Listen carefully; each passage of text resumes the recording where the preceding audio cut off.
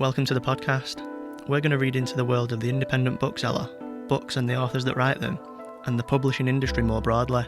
I'm interested to see the quirky ways that quirky creatives make a living in a world that Amazon is disrupting. I'm A.B. Frank, and this is the Bookish Report.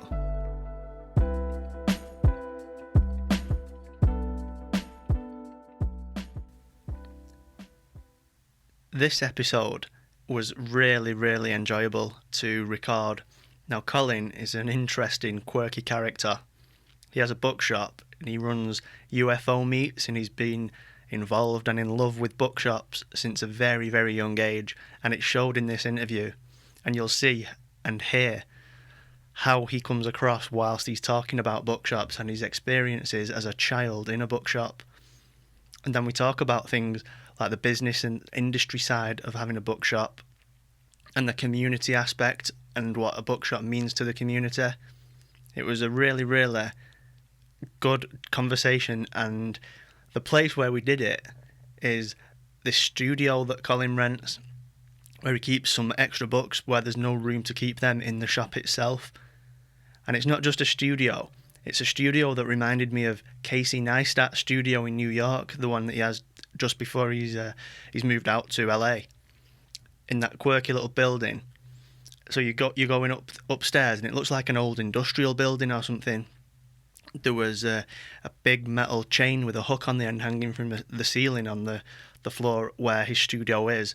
Looked like it was used to, like, in a garage or something, to hoist engines out of the cars. And then there's all these little small businesses in there where people have little printing shops. There's painters and artists and all sorts of these interesting, quirky small businesses, like one-man band type things, people pursuing their passions. And it really showed that sort of place is something that attracts the quirky creative side of things. It wasn't a brightly lit office space with a concierge service or anything like that, which would be more corporate. It was really artistic. So I'm not going to keep going on with myself. Let's get into the episode. So to start off with, can you tell us a bit about yourself before you became a bookseller? Before I became a bookseller, fine artist, Right. Art background, Yeah. always been in bookshops ever since. I was thinking, been as a kid, been down in a place called Ivy Bridge, just outside Plymouth, Right. in probably, I don't know, the 60s, and then like being 7 years old or whatever, and bookshop. Yeah. And I'd go down, have a look round and see what they had in the Are you shop. from down? No, down not Plymouth? originally. This is just on holiday. Well, staying with some relatives down there. Right. But I was thinking about, how far back it goes in terms of having an interest in bookshops. And that's interesting because it's like having an interest in bookshops, but maybe not having an interest in books. Do you know what I mean? Yeah. You can have both. It's kind of weird because bookshops have a special feel to them. They have an atmosphere, don't they? They do. They have a mood, and the presence Yeah. of books creates something that is unique. And I think as a kid I kind of tapped into that. So if I had a bit of pocket money or holiday spends, I'd go and have a look. And then, and I think very often it was like seeing it, seeing how people present the books, the sort of layout of the shop, the kind of people that were in there, the whole thing it all worked as one. Yeah. I always did it. I just always did it. Where I went, I just go in and have a look. And so in terms of a literary sort of heritage, it was probably more informed by bookshops than books themselves. The books that you were interested in changed as you got older and your interests changed. But the phenomenon of a shop, particularly secondhand bookshops, that's the draw, really. Yeah, I remember the first time I went in a secondhand bookshop, and it was just like yours, like just Yes. turning corners and there's Yes. more shelves, Yes. floor to ceiling. Yeah. It's a strange feeling, isn't it? It's a great feeling, and Yeah. I think when I decided to set up a bookshop, that was always in my mind. It was never going to be a super tidy. Some bookshops have it laid out so you can see everything in one sweep. Yeah. And it's all ordered, and it's all plastic sleeves on things. And whilst it's interesting to be in a shop like that, I prefer the one where serendipity rules. You know, you unearth something that somebody's moved, or it's, you know, it is where it shouldn't be, and all that kind of thing. So having it the way it is, as we have it. Well, I don't have rows with my wife about it, but she has a slightly different. She'd rather it were a little bit more ordered, and I can understand some customers wanting to be able to come in, go straight to what they're after, and kind of find it. But I'm always in favour of this person that spends an hour in there and he's hanging from the ceiling, or he's on the floor on his knees, or he's, and then somebody said the other day, you know, I really like this kind of shop because you have to spend time, and that's the only way you unearth the diamonds. And you have a little pile of, you know, things that, and that for me that's a reward in itself. It's great. Yeah.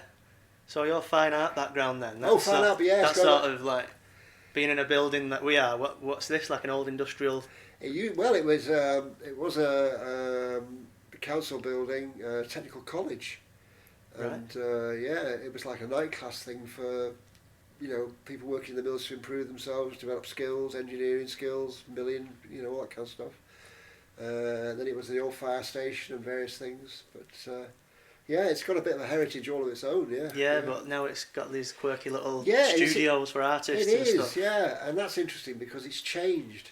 The landlord's had it for a while, and I think he's sort of been the resident landlord and presided over the change from industry to arts. So this bit we're sat in now was somebody who used to restore and provide parts for British motorcycles. So if you wanted, you know, the wing nut on the back of a 1937 BSA, this is where you came. And it was just full of all those fantastic things that, you know, people used to restore old bikes, British bikes. And then he left, he retired.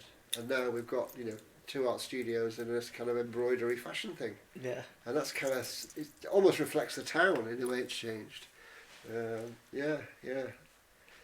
And so you met Kate then, and how did you then? Right, yeah. So how did it start? Well, originally it started, where are we now?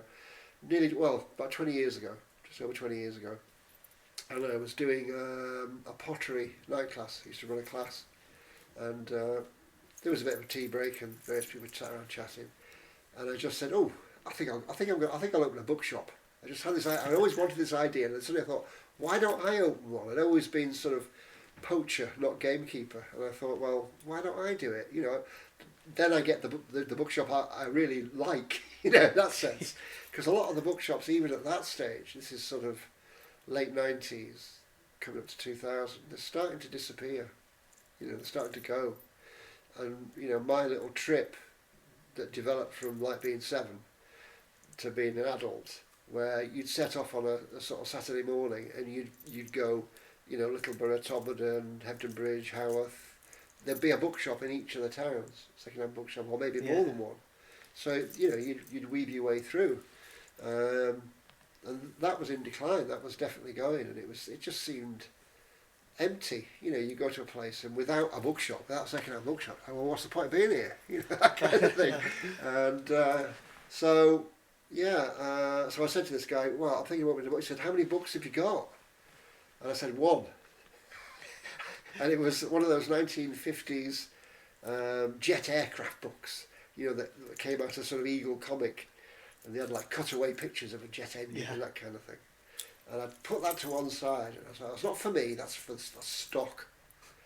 And then stock became a pile of books under the staircase, and it grew and it grew and it grew. And just used to go around markets on a Sunday morning, not necessarily car boots, but markets, and pick up bits. Say, right, I'll put that in the shop, put that in the shop.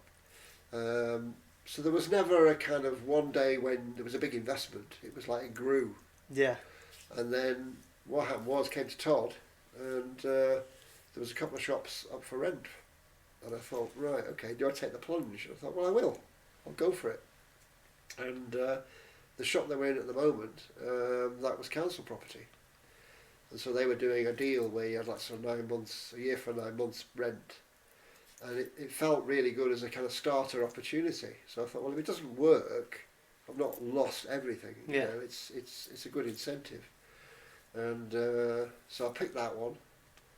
And I thought, it's great because we've got as you've just seen, we've got good storage downstairs because you've got 3 rooms to store stuff, and then you've got 2 floors to sell. You've got 2, bookshop bits, and that was it. And when we first opened, we didn't have enough books, so we used to have things turned around so you could see the covers, fill in the gaps and all that kind of thing. And then it just grew and grew, and now I don't go hunting for books; they come and find me. We get 3 or 4 inquiries a week. Are you interested in buying some books? Like private libraries and stuff like private that. Libraries, bereavements, all that kind of stuff. People just downsizing and offloading some stuff on us. We get donations. We buy them, obviously. That's another thing that's changed over the years. You've got your charity shop bookshops. And we buy them. So it's a business in that sense. Yeah, trade. Yeah, exactly. So that started in 2001. And then by about 2002, we had people coming in sort of saying, what's it like to book the trend? Or, we had a bookshop. Why are you opening a bookshop now? We closed because of the internet, because of online sales. And I just thought, well, I don't care. I believe in this. This is something that is more than just books. It becomes something else, and it becomes a place where people like to be. And I think that overrided the idea of buying lists. A list would appear on a screen and you'd pick the item off the list. And I've done that with I've sought books that I want and bought them online. But it's not the experience of going into a shop. It's not that experience. No, it's different, isn't it? Very different. And that, like I said before, that idea of the presence of books, the idea that you're in that environment, with the sound is deadened by the presence of the books, the smell of the books. Paper turning in. Yeah, exactly. And people, you have conversations with people that are different because it's a bookshop. If it was selling carrots, you'd never have that conversation. Do you know what I mean? You'd say, oh, thank you, right, and that's it. But in bookshops, people will talk about all sorts of things. There's a story behind the book. There's a story behind every purchase. And there's a sort of different genres in there, so all the different stories. Exactly. I mean, we've had heated exchanges around whether graffiti art should be in galleries or whether it belongs to the proletariat and the streets. We've had different theories about animal mutilations, every person, more or less, who's going to have a conversation, other people engage with it. It can be 2 or 3 people talking across a room, or somebody will overhear something say, oh, I've been there, or I've done that, or and that I love. It's really great. You in a day, if you have a good day, you might have had 20 people come in, and they've all got different strands and elements of their lives that they share with you. It could be about art-based, it could be scientific, engineering, all sorts. Yeah, all their different backgrounds. All their different backgrounds and interests, yeah. Was it a bookshop before you started, or did you make it a bookshop? No, it was a pet shop, food shop. It's also been a saddler's and various other things. In fact, I did hear at one time that the basement that you were in earlier was a bar, was a pub. A bloke's working men's pub, and they go down there and start drinking, that kind of thing. So it's got a bit of history. But when I took it on, it had been a pet food place, but then it had been left empty for a while. But I just saw potential in the building. I just thought, and it's on the main road, so like people, I don't know whether you were there when that lady came in, she said she'd seen this book when she went past in the car. So the cars slow down to come to the traffic island, and inevitably they look in the window, and then to come back later on. Usually it's gone by the time they remember to come back. You've got that going on. So it seemed like a good location, and the advantage of having all that space. Yeah. So is the shop laid out in a specific way or anything? I know you might have different categories. Yeah. But like you said before, didn't you, about people just unearthing there? Yeah. It's interesting that, because it's when people are, it's interesting because hairdressers people who open hairdressing salons, I think that, I remember teaching on a hairdressing course once, doing art stuff, and people are encouraged to have a preconceived notion about the shape and identity of that shop, that hairdressers. So they invest in the look of the place. So even before they've started, before the first, tuft of hair's been cut, they've invested a lot in it. And they go under, they last 6 months or a year, they're gone. And we evolved. So the only core thing that was organised was a set of IKEA bookshelves. And I went off to Warrington and bought a set of IKEA bookshelves for the ground floor. And I thought that provided a kind of uniformed look as the core of it.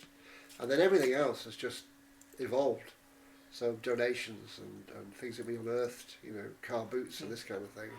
And that fits there and that fits there. And it's almost like a puzzle. It's kind of all just come together. So things, the staircase, for example, is a bookcase. Yeah. It's not just a staircase. So things operate in a sort of dual sense. Yeah, there's something to see in like every... every corner, yeah. So yeah, it's kind of evolved rather than designed.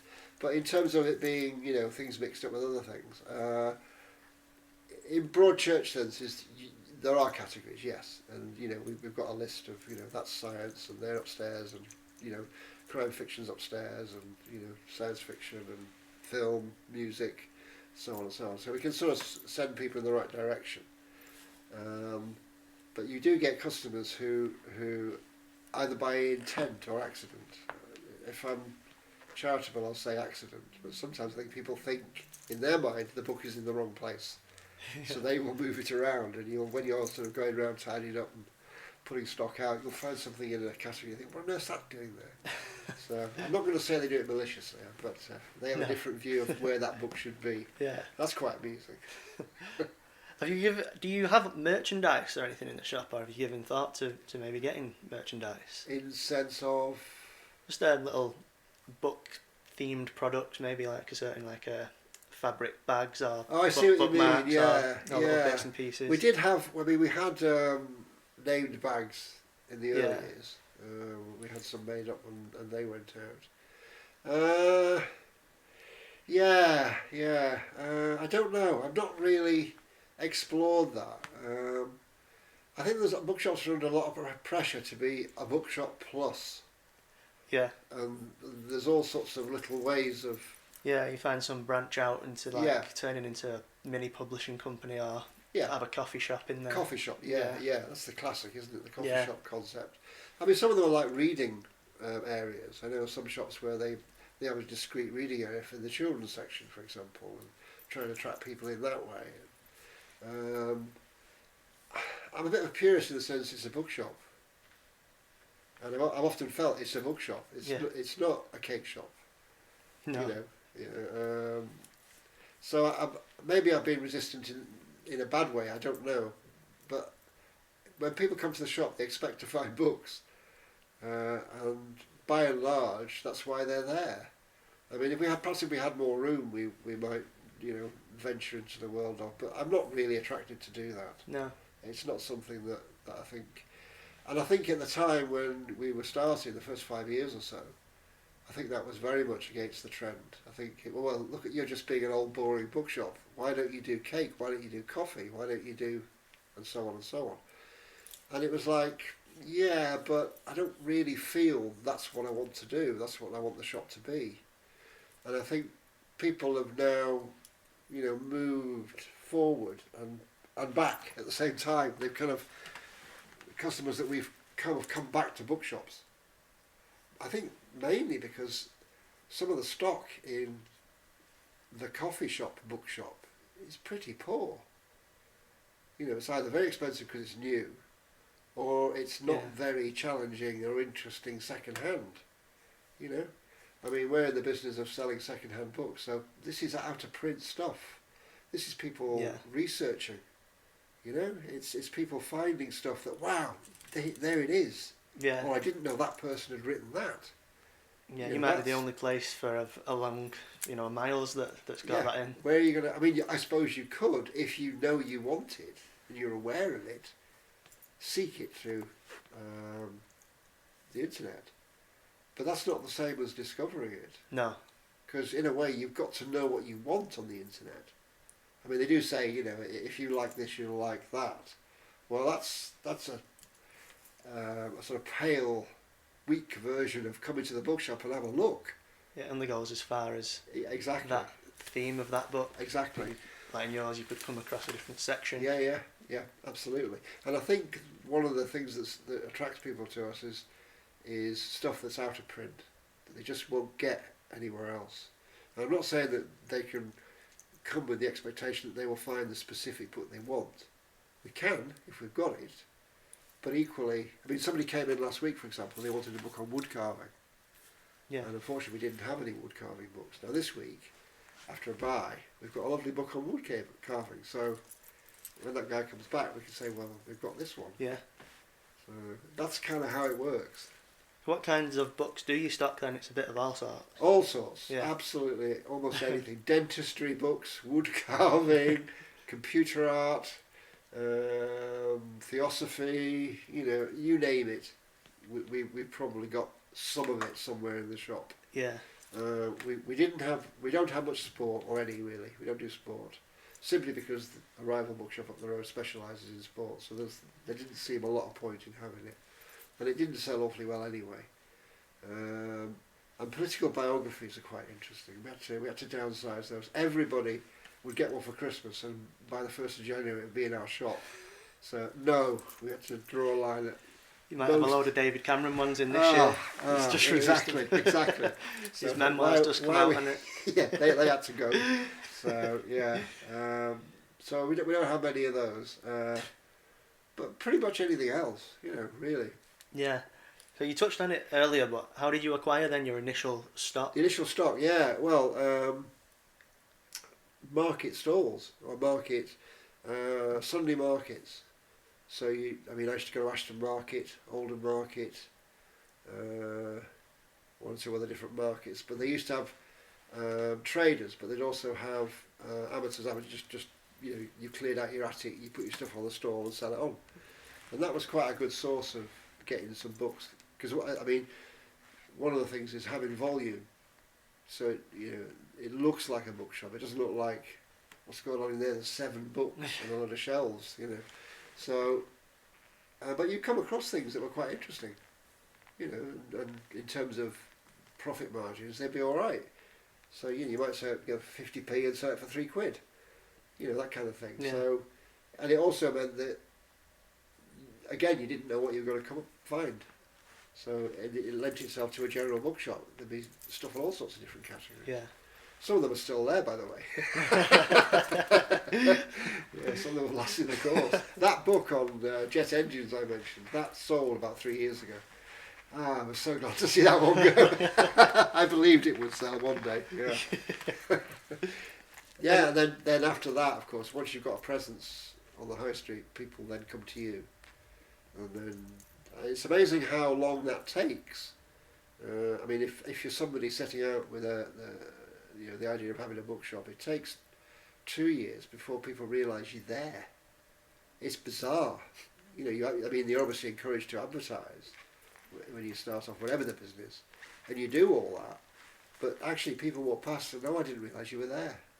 And we had a situation at one stage where somebody went into the tourist office, and they said, "Are there any bookshops in Todd?" And they said, "No." And it was 2 at that point. You know, so it's like, okay, wow, we need to have a word with them. But people walk past and they don't see it. Then eventually, oh, do you know, I've been coming here I didn't realise you were here. And then you get known, then you get talked about. Yeah. And then people, what's lovely is you overhear conversations like, "Oh, I'm going to Lyall's this afternoon." And then you realise it's got into people's consciousness that it's a destination place. If they want a book, they know where to go, where they're going to go. And I think it has. That is probably one of the. Sorry, that's probably one of the big things that I wanted was for it to be for it to become a destination place. So people would come from other towns to the bookshop, and in the case of bookshops closing in other areas, I could see that people who got into the habit of going to bookshops, like myself, the book junkies, needed a fix somewhere, and we were there. Whereas, the ones in Bury or the ones in Ramsbottom or the ones in going or Hebden Bridge, they've gone. They're not there anymore. So we kind of picked up residual trade that way as well. People coming in. And so how long did it take then for you to go upstairs with the stock? Well, I think we lasted probably 6 months with the idea that upstairs would be an art studio and downstairs would be the bookshop. And very quickly it was ridiculous. It was like the number of books got to the point where we needed to, shelve out upstairs and get it all sorted and transfer stock upstairs. Another trip to IKEA. Well, as it turned out, no, but because you get known, one of our customers is a bit of a joiner, so that was great because we did a bit of a deal on, sort of. Yeah. You got a bit of credit, but it meant that bit was done, and we were able to go upstairs and then put all our fiction upstairs. And so on. Yeah. You have new books as well as second-hand? We do have a number, not many. Yeah. Quite often we'll attract local writers. And they may do a bit of a presentation thing locally, and then they'll, want to put stock the books in the shop. We'll take a few of those. Yeah, like supporting local authors or books about Todd. Or about Todd, absolutely, yeah. Yeah, we've had quite a few of those over the years. Yeah. People come in, I've written this book. People that aren't from the area, do they ask for that sort of thing? They can do, yeah. We've had people from Manchester come in and say they've written this book, and would you be prepared to take a few, or different areas around the country, different themes. Tourists wanting to know about Todmorden or something like that. Yeah, or the books on the history of Todmorden that have been freshly written, that kind of thing. Yeah. So when you're getting new books and new stock, and like private libraries, what goes into the decision on what you're going to buy and what you're going to say no to? What goes into the decision? On new or generally? Generally. Generally. Well, that's interesting because it depends who's sat in the chair. I'm probably a little bit more loose with that, more accepting of because I just can't stop buying them. But my wife's a bit more critical. She's a bit more sort of like, well, how many of those do you think we really need that we can sell on, kind of thing. So she's a bit more. Yeah. And have you got any like rules or criteria? I tend to have a bit of a nose for it rather than a theory. So I work on it intuitively, and most of the time I'm right. Sometimes I get it wrong, and that I put my hands up. It doesn't work 100% of the time. But if I've got a feel for something and I think this works, we'll take it, we'll buy it, and we'll put it in. I mean, with the new authors, it's difficult to judge because some stuff sells, some stuff really doesn't sell. But you want to give a writer the opportunity to put his books in a shop. So we've had some graphic novel people, for example, they've sold. We've got some travel writer at the moment. He lives locally, he's been to Thailand, Philippines, various places. He's written some travel books. Some of them have sold. So, it's hard to judge what will sell. Some things you feel more certain about. And it depends on the categories. I don't know everything about all the books. So Kate, my wife, she knows stuff around certain subjects. We've got a lady who works for us, Holly, she's a bit of a specialist in sort of Gothic literature and more on sort of classics, so she's quite informed on what's desirable. So between us we kind of muddle through. When you see a private library, how do you know how to value it? Right. That's a good question. Well, one of the things that comes to mind is the fact that it's generational. So if you go to a collection, a big collection, it's usually another generation's books. So some of those aren't easily transferable to now. In theory, they should be, but they're not always. So to give you an example, the older generation had a lot of railway books. Really nice books. I mean, some quite desirable and sought after. But they don't sell as much now as they used to. And I remember we did a book fair, and we took our stuff along, and we specialised in art books on that occasion because we had quite a large collection of art books. and quite a lot of them were contemporary art books as well. And we had a good day, and the people who brought the railway stuff were kind of stuck filling the boxes with what they brought. So you've got to be careful about what's sort of popular or what's sort of desirable now as opposed to what was desirable 10 years ago. So the graphic novel thing has grown enormously in the last decade. And that's a specialist market in itself, I know that, but as a second-hand bookshop, it is creeping in, and as you can see here, we've got a big collection. So, we need to be part of that, because we know people will want to buy it. So it's that kind of instinct, really. Yeah. But there's also stuff where, like the American Civil War collection there, that's another collection. Well, somebody who's... Oh, the guy I met this morning in the shop who was waiting outside with me, he was after stuff like that. Yeah, that's right, yeah. So there's a few people coming who have that interest, but there's probably more customers with the potential to buy the graphic novels than to buy those. Yeah. Whereas 10 years ago, the reverse may well have been the case. So it's just, keep your ear. Yeah. Yeah, graphic novels are a bit of a thing, aren't they now? I mean, you've got that, The Walking Dead is a graphic novel. Yes. Which I've not read personally, but I watch it and I'm aware that it's based on the novel itself. Yeah, absolutely. And some of them are quite collectible. They're very specialist things. Yeah. So, there's a collector's market for that. Yeah. Is there a way to know what is going to be doing well in a few years' time and what's going to be collectible? That'd be great, wouldn't it? Or is there a lot? That'd be wonderful. I mean, I suppose the other thing is that as a second-hand book, you're always buying retrospectively. So you're buying somebody else's collection that they've bought a short time ago or a long time ago. And that's the other strand to the market, which is good, which is nostalgia. So yeah, I saw on one of the top shelves you had like Dandy and stuff, which is it's not new, is it? No, that's not new, and that's on the wane. So people who, when we first opened, would come in looking for Beano and Dandy annuals. There's still collectors for them, but not in the same way as they used to be. And the generation that were Buffalo Bill annuals and all that kind of stuff, which did used to sell at one time. Very few people want them now. So I wouldn't go and buy one now. So if there was one in a collection or somebody had a set of them, I know I'm not going to move them on. Yeah. Whereas if somebody's got, the Bay City Rollers and the Bionic Woman annual in mint condition, I'm going to buy it because that's what sells now. Yeah. So you've got some of the stuff that's not quite moving at the minute. Yes. Is there ways to sell them not through the shop, maybe like an auction or online or something? Yeah, I suppose you could do that. To like people who are searching for to bid on that sort of thing. Well, we trade on Amazon. Okay. So we have that.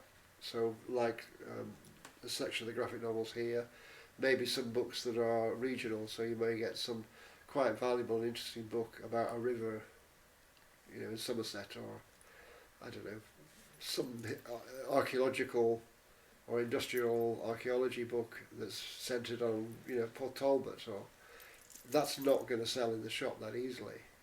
So that would go on Amazon and we'd sell it through that way. Yeah. So that's a way of and actually in terms of the graphic novels, they're doing better at the moment than the shop.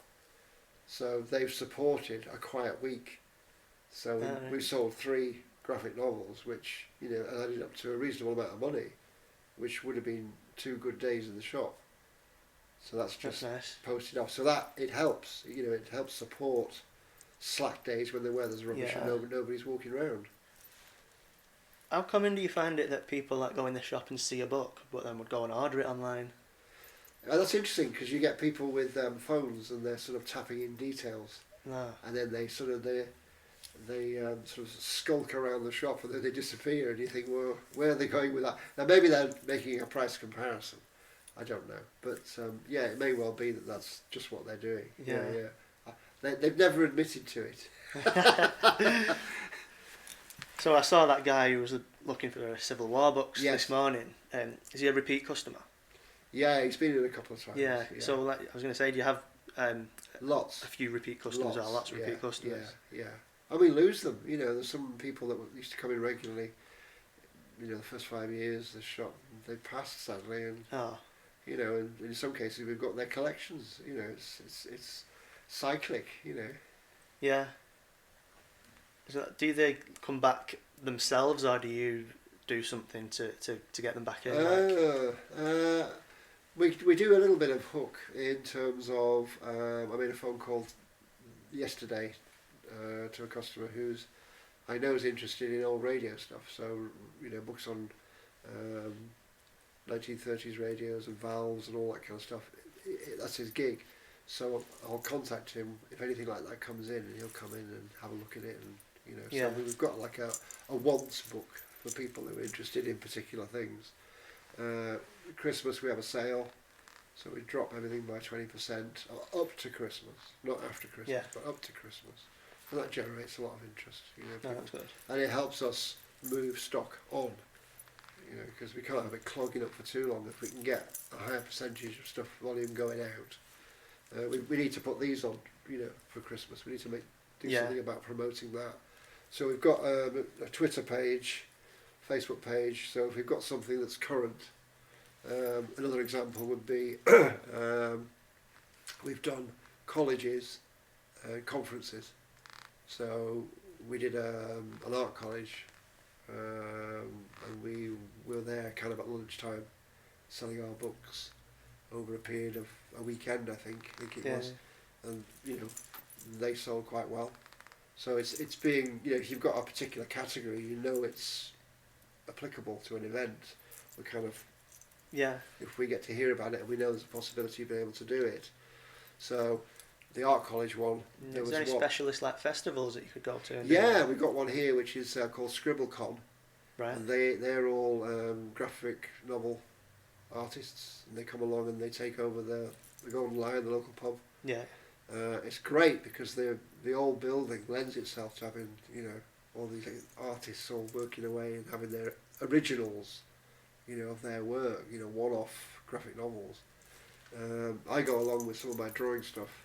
But yeah, we take our graphic novels and we have a table there, and so we know that audience, you know, is that kind of audience that we want to get to the graphic novels, and we sell them that way. Another way, we went. Holly, who works for us, she went up to. She's done a couple of conferences, Gothic literature. So she'll be doing a presentation there, doing a talk, but she knows that the audience there will want any of our, you know, literature, Gothic literature, Victorian literature, Edwardian stuff, anything like that. So yeah, if an opportunity comes along, or you know, we hear a bit, then we've had repeats on those. So we go back to ScribbleCon every year now. So this lot will be part of that. Yeah. This next year. When's that? Usually in May. They try and do 2 a year. I'm not too sure whether they've gone for 2 a year this time round. It should have been about now, but I've not heard any publicity about it. But usually around about May. Yeah. And it's getting that grass growing as well. Yeah. So what was Holly? Was it? Yes. What was she talking about when she did a? She was doing talk? stuff on Gothic and what was it now? It was to do with religion and I'm trying to think what it was. I'm going to say vampires and stuff, but that's only a small part of it. I'm not exactly sure of the exact thing, but it's around Gothic literature anyway. Yeah. Does she do a lot of speaking and stuff like that? She's done a few talks, yeah. She's been a part-time lecturer at MMU. Okay. When she does these presentations. So she did one at Stirling, she did one a few weeks before that. She's done some locally. Yeah. It's good to have her there because she's quite knowledgeable in areas where we've got blind spots. So yeah, you know, she can engage in a conversation that I would never have. You know, in a month of Sunday. So yeah. So you mentioned that you sell online as well. Yes. Whereabouts do you sell online? What sites? It's just through Amazon. We don't have we have got a website, but it's basically just a static one to say who we are. Right. A lot of the stuff, the promotional stuff, goes through Twitter, Facebook. You know, so that's very immediate. So if something comes in, a collection comes in on a Sunday, we can get some pictures out there and some information about it on the Monday, kind of thing. You know, so it could be as quick as that, and then people will then, you know, get in touch and say they're interested in it. So we do sort of you know, we do a little bit of that work. Do you have to list directly onto Amazon, or do you do it something like a books or something? Directly onto Amazon. Right. Yeah. Is there any software you're using to sell? Not our own, no. No, we piggyback theirs. Yeah. We found that the laborious task of describing every book was a killer. And I know some people did that, you know, 2000s, late 90s, whatever. And it was like, oh, goodness me. And I go back to the beginning and, you know, it's a bookshop. The smell of books, the presence of books. Not tap, tap, tap, tap, you know. So if there's a description that already exists that fits the book we've got, which Amazon provides instantly almost, then we utilise that. Yeah, they have their own photos And they have as their well. own stuff as well. Yeah, yeah. You ever used Fulfilled by Amazon? No. I think you can send some of your stock to like their warehouse, and then they just do it for you when the order comes in. Yes. But apparently it's quite costly. Is it? It's fees. That's probably why I'm not doing it then.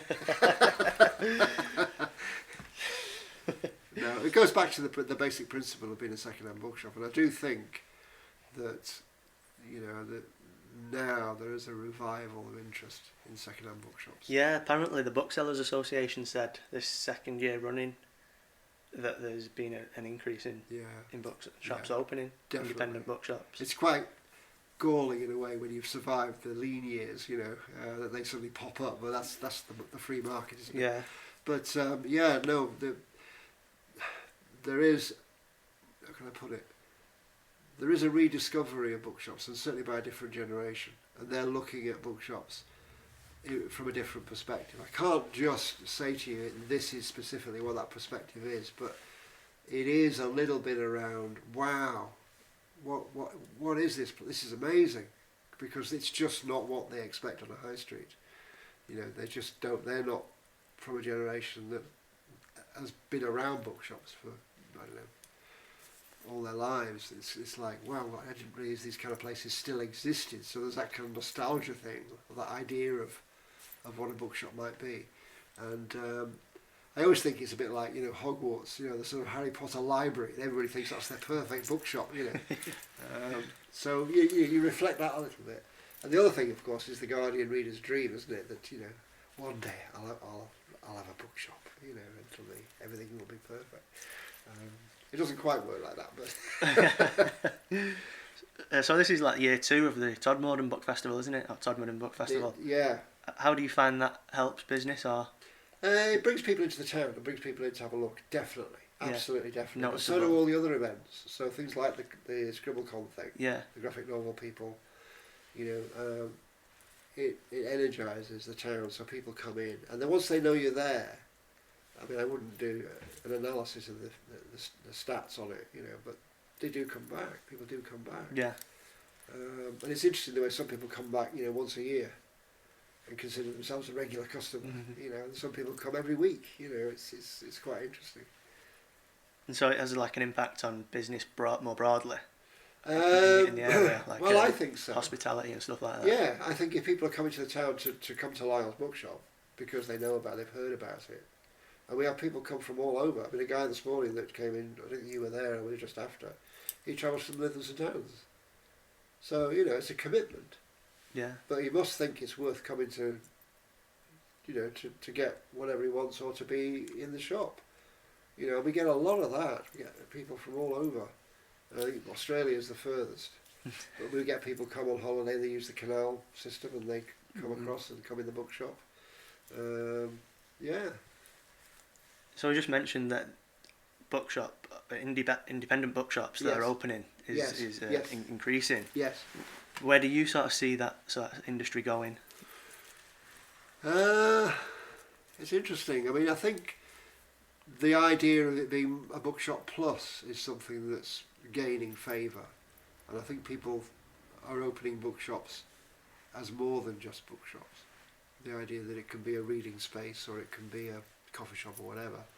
So there's a combined element. So I think there's a bit of weaving going on of different things into the bookshop, idea. But in some ways that's always been the case. There's always been those kind of the bookshops that do other things as well, or are affiliated to something else. Yeah. But I think think this whole movement around authenticity, around how can I put it? Things being grounded in a way, which is like, you know, the crafters, the homemaker people, the idea. Bookshops are kind of woven into that, you know, that kind of feel of things.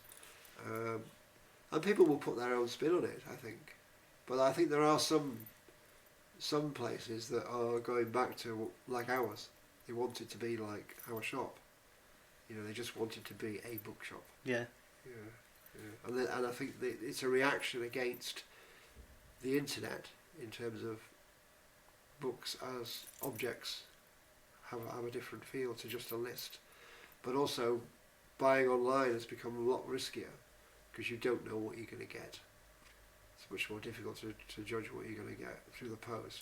And the increased charges for delivery and all the rest of it.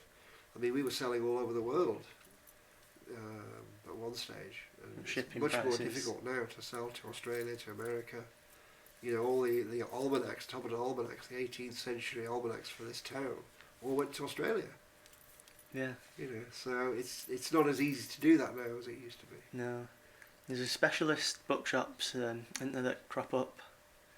They're just focusing on sort of one Yes, thing. yeah. I know a couple of like LGBT Yes. type shops, Yeah. and there's one in Manchester. I forget, it's called Magna, I think. Okay. I think it's Yeah. focusing on like art and design stuff, Yes. fashion and things like that. Yeah. Yeah. So that's another thing that I've sort of noticed happening in Yeah. in the And industry. we get people. I mean, there's people opened specifically children's bookshops. Yeah. And they'll come to us, you know, looking for stock sometimes, you know. So they can place something from our general bookshop. So sometimes we're actually feeding the industry. We sell to a couple of people online on a regular basis, and we know they're selling books on to other people. And universities, colleges have been in touch with us for books. So that gives you an That's idea interesting, yeah. about how the out of print thing works now. You know, they are seeking books Yeah. to fill their shelves at university level, and they're buying off us. You know, Yeah, that's cool. it is cool. Yeah. Can you tell me about? I read on your website there was a flood a few years back. Oh yes, yeah, that was And fun. It looked like a lot of people came and helped out. It was great. Yeah. Well, it wasn't great, but it was nice that people were prepared to come along, and we had, you know, customers come in and literally wade in and help. You know, they Yeah. literally did. No, it was Christmas Boxing Day, and the rains came, and it wasn't like there was one massive event, but it just never stopped raining. Yeah. And the water table, because we'd never been affected by the flooding before, and the water table just rose and rose and rose, till eventually it couldn't absorb any more water, so it just came up through the floor, on the stone slabs. So, and it was about 2.5 foot of water. So the flood warnings went off and blah blah blah, and then tried to get down on the Boxing Day, couldn't even get to the shop. You could only go as far as Morrison's, which is just a few hundred yards up the road from the shop. It was just a massive lake of water that you just couldn't get through.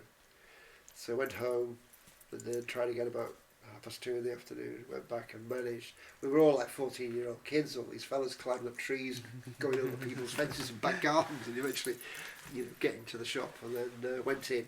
Shop floor itself, no problem. Upstairs, no problem. And then the cellar, of course, had taken and stuff was just floating around.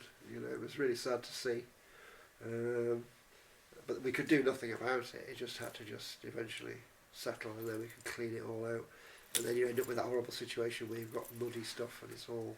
Yeah. So we started the clean up, and local people, customers came in and said, "Do you want a hand?" So we had like a little train of buckets going out and various other things, and Yeah. people took away the rubbish. And Does that suggest the importance or how people value a bookshop then in the area? yeah, we were at one stage that we had different landlords, and one of the landlords was going to potentially close us down, and one of the local town councillors retired, wrote a letter, you know, defending us and saying what an asset we were to the town and all the rest of it. Yeah, No, it's that's quite cool. a strong, That's good. yeah, strong community. And like I say, people come in, you know, it's part of the Yeah. community now. And I do think, you know, if it went, there would be a hole, definitely. Yeah. Have you got any like stories or anything of finding like a signature in a book that you didn't Oh, know right. was there that Yes. makes it valuable, or Yeah. like any old photographs Yeah. of significance in books. Well, we've come across a couple of old books, in with stuff. So you go through a box and you find something. Well, this is a bit interesting. So we've auctioned a couple of books from like the 1700s. Yeah. They're quite nice to find. There was a Charles Darwin, and there was a Jules Verne, an early Jules Verne. The estate where I live in Salford is called, the estate's called Poets, Poets Corner, and I live on Verne Avenue. Oh, oh, there you go. Yeah, so that went to auction. We did rather well out of that one. So occasionally we could stumble across something. The ephemera stuff, all the bits, the letters, the kids, thank you cards to Daddy for a Christmas present. I mean, that's just. I've kept a lot of it because I just love to have an exhibition of this was in the book. Do you know what I mean? Sort of like all the things that you find in books, photographs. Some guy who's obviously had one or too many drinks, and he's and you've got a picture of him as a bookmark, and then you've got little 4-year-old sweet little drawing of his dog, this sort of thing as a bookmark, and amazing bus tickets, all sorts of stuff that goes back, people's life's journeys are reflected. Yeah, it would be an interesting thing to put on display. Yeah. No. Of any great tremendous value, I'm not sure, but there's a lot of social history in the stuff. Little messages that get written in front pages and stuff like that. Yeah. And then somebody had a Sherlock Holmes one the other day, and it was like a sort of Mensa puzzle thing. So they'd sort of woven Sherlock Holmes into these Mensa puzzles, and the answers had all been worked out on little post-its. So all the mathematics, and then they were left in the book. So when we got the book, he opened it up with all these little answers there. But the fact they're answers, it doesn't matter to me. What matters was there's just these lovely little illustrations of thought. Fabulous. Yeah. Fabulous, wonderful things. Have either you or Kate got a book of your own? A book? A favourite book? Now, have you written one? Oh, I've written a book. No, not really. No. I mean, the Todd Ufer Meet journal thing is, that's kind of, that's a magazine type thing. Yes. And you write in that, do you? I do write in that, yeah.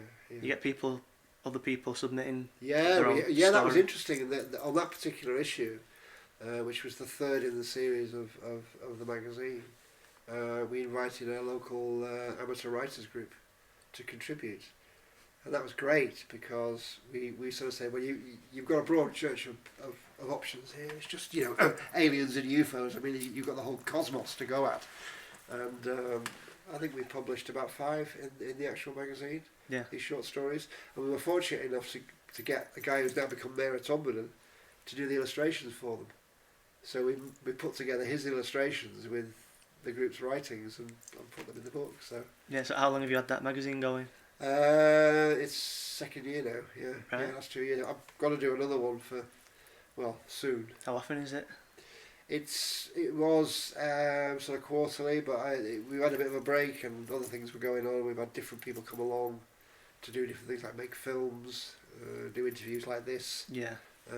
So we got a bit distracted, but we're back on it. Yeah. But that came through the shop. I mean, I did a drawing based on the Alan Godfrey sighting, which is the local policeman in the 80s who saw this, claims to be abducted and all the rest of it. So I did a drawing about that as a triptych, and then put it in the local gallery, which is just behind the shop. And then what happened, people would go to the gallery, see the work, and then they come out to the shop. And then they've got the UFO books, or did they do anything about UFO? And then the end of the exhibition, which finished in September, it was like, well, this sounds like a challenge to do something. So in the January, I thought, right, we'll go for it. So we set up Todd UFO Meet. So, and then the shop acts as a conduit. Yeah. So you've got like a notice board there, which promotes the events. But you also get people coming along and saying, are you the UFO guy? Oh, right. And then they'll tell you a story about their experience. So again, it becomes a bit of a hub spot. How many do you get at the meetings that you do? The average is about 25 to 30. That's good numbers. If we have a special thing that we've got a talk coming up in November, we've had 60, which is great, very respectable. You mentioned that some people from Manchester University Oh yes, came. yes, they came along, the parapsychological department, and they came along, and there was about 6 of them turned up one night. That was great, and they were like really engrossed in what was going on. But we get all sorts of stuff. We get all sorts of stuff, from interdimensional stuff, religious ideas, psychic perspectives, nuts and bolts UFOs, the whole thing. And I still get stories. Guy came in today, he bought the wireless stuff. He came in and said, oh, by the way, I was looking out my window and I saw there's another stuff. I happen to have binoculars, so I got a look at it. What do you think it was? He explained what he saw, and, so I get a lot of that. Yeah, that's awesome. It's great. Yeah. Do you read any like writing industry publications or magazines? In what sense? Do you anything that's about do you read it, like the Bookseller magazine? No. I've not got the it things yet. that I've read, it kind of formalises it, and it always kind of feels like it should be more informal. And I've read something recently, which is this guy who's doing really well in America, and he's got a shop over in America, in Britain, and he's kind of reinvented bookshops, and he's making a lot of money out of it. His turnover's increased enormously. Who's that? Dearsley, is it, or Dear something? I've not heard of him before, but anyways, he's supposed to have reinvented the bookshop. I'll look into it. And I think they're all new books, and I think he's got his Waterstones thing going on. There's something going on, Right. and it's about the books that he selects. So he's decided that, I suppose it's one of those things where he's setting the trend. So he's picking out stuff and then he's marketing it. So he's kind of driving the market, Yeah. and that's up in his profits. I suppose in that sense, if I'm honest, the money side of the bookshop, it mustn't be your main concern, because it ain't going to work in that sense. I mean, we're doing a lot better than we used to, and we're doing fine really. We pay the rent and do all the stuff, and we can buy stock and so on. But it's not about multi-million-pound percentages or anything like that, Yeah. It's about being part of a community, about being, because ideas, bookshops are all about ideas. People come along, they want to expand their thinking on a particular thing. Either their knowledge of Manchester buses or the philosophy of whatever, political philosophy, they want to expand that. And bookshops do that. That's what they're ideas. I mean, sometimes I sit there in the shop and I'm bristling, I'm thinking, oh my God, they are paper, they are board, they are this, they are bookshelves of wood, but they're also all these people's thoughts, made physical, and they're all like resonating around the room. It's a phenomenal thing. Yeah. It's just a mind-blowing concept when you think about it, that this can hold all these people's lives and their aspirations and their thoughts and their theories, and if they're creative people, their sensitivities, their poetry, their art life, whatever it is, and they're all there. I can't think of any other way in which you can encapsulate and share that at the same time. Do you know what I mean? If you've got family history, you know it within your family, but you don't share it with the universe. Do you know what I mean? How do you do that? You can't do that. But books do that somehow. Yeah, they last and get passed down. They get passed around. They're interpreted from different perspectives as society changes. People are reading Brave New World. They want it now because it's resonating. Yeah. So if the book didn't exist, where's that interplay going to be? So if there's no bookshops, we are living in an impoverished society. If those bookshops aren't there, we're living in the worst possible society, because it's one person's view of the world imposed on everybody, whereas a bookshop allows you to escape that, allows you to question it, and allows you to be escapist in fantasy, in romance, in whatever it is. You can transcend the surroundings that you're in. And they're pieces of paper that are made from trees and ink. It's fantastic. Fantastic things. That's one hell of a monologue. No, but that's what it is. That's what it is. So the idea of profit margins and spreadsheets and internet and analysis, I get that, and it is good in one way. But I'm not that kind of bookseller. I'm sure some people are, but I do think that most of the booksellers I know aren't like that either. Really, I think there's more to it. More in tune with the books themselves. The books themselves, and the fact that books are about people and people are about books. You know, that's it. That is the interplay between those things. I mean, there has to be the money bit to keep the lights on, as I always say. You know, provide the bookshelves and so forth. But yeah, and if some people come back and they really enjoyed a book or they've learned something from a book, it's great. Yeah. Yeah. So we're pretty much nearly done now. Okay. What kind of books do you read? What kind of books do I read? I read also obviously the UFO stuff. I'm always digging up an old 1950s, book on ufology and another theory or another perspective on it. That's great fun to do. I just read biography. I was just finished reading Anthony Burgess's biography, part 2. That's quite an interesting book about somebody being maybe not of the generation that was around at the time, but an interesting writer. What else do I read? My favourite book is Joyce Carey's The Horse's Mouth, because it combines literature, politics and art, and he does it really well. Yeah. What are you reading right now? Now, I'm reading a book on a psychic book called Survival, and it's a book written in 1928, and it's the movement of psychics and sensitives, and it's their theories on the afterlife, and explaining why they feel that people live beyond the physical realm. Yeah. And being involved with UFO stuff, it's amazing how much of that resonates with what goes on within the UFO world. So yeah. What book, you've just answered it, but what book do you gift or recommend the most? Recommend, I don't know whether recommending a book, that's interesting. The Joyce Carey book I like, because and I know Joyce Carey is a bit right-wing-ish, and I know people are a bit sort of critical in his writing, but in terms of that particular book, being in the world of one foot in the arts and one foot in the book selling and books, he gets it absolutely dead right. You're always the kind of outsider, you're always the person not quite in step with everybody else. So that book I've always enjoyed that. I revisit that and read that. But recommendations is it's Who Walks Through the Door.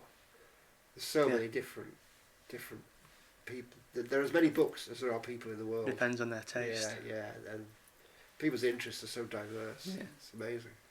Yeah, well, thank you very much for your time. Thank you. Nice any social media you want to shout out before we finish? In terms of your website or Twitter or something? Yeah. It'll be lyallsbookshop.com. I forgot what it is. There you are. That's how. Well, I'll link it anyway. I'll check it anyway. Yeah. Yeah. And what's your Twitter? It'll be the same. I think it's all under the same thing. Yeah. It's all under Lyall's Bookshop. I'll find it before I put it up. Yeah. So there we go. I hope you enjoyed that as much as I did. Don't forget to go and check out their Twitter and their website. It's all going to be linked in the description and the show notes. Also, follow me on Instagram and Twitter. It's _ABFrank. See you in the next episode.